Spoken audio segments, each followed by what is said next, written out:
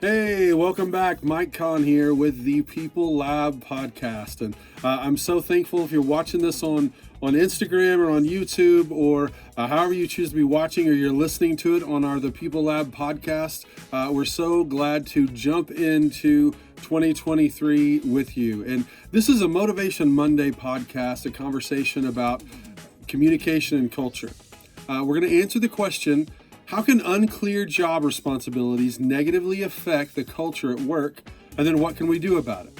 So I want to welcome you to our channel, or welcome you back to our channel for this video. At the People Lab, we solve the problem of division and disunity in the workplace.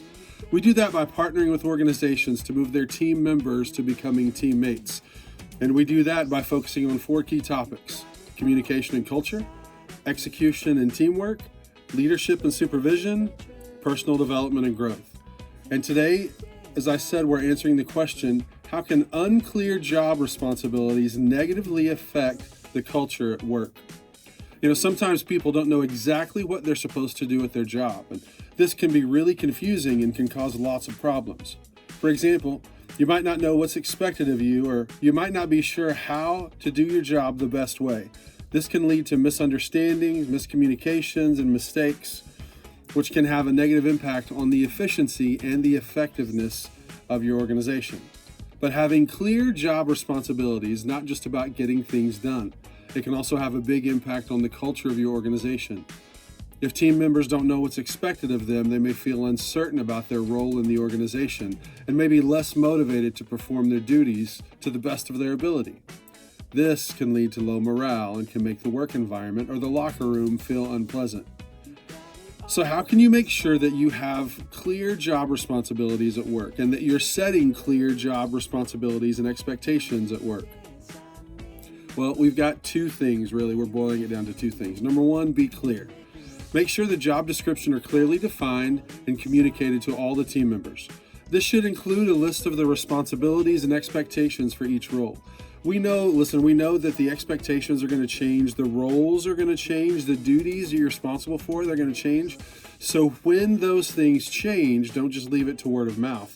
Go back in and amend the job description, go back in and amend the procedures and the policies, and then just put a revision date of when this is actually effective. It just keeps everything really, really clear and keeps everything really, really clean.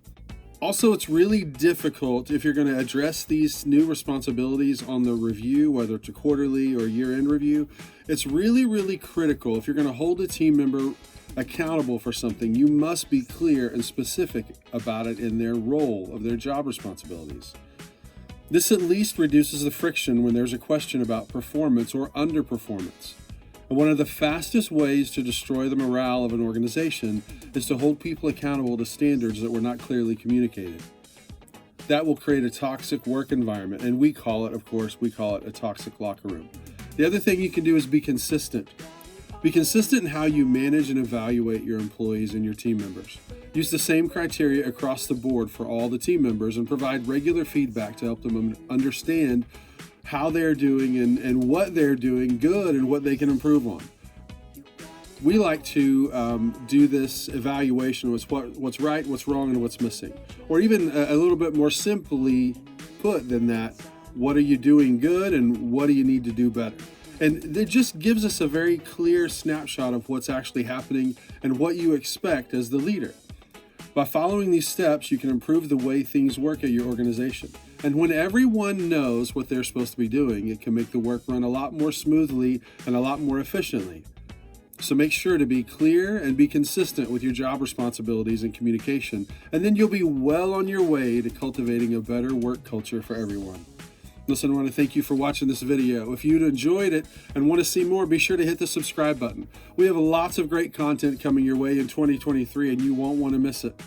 While you're at it, give our podcast a listen. It's called the People Lab Podcast, and you can find it on your favorite podcast app. Maybe that's what you're listening to right now. It's just like this video, but it's in the audio form.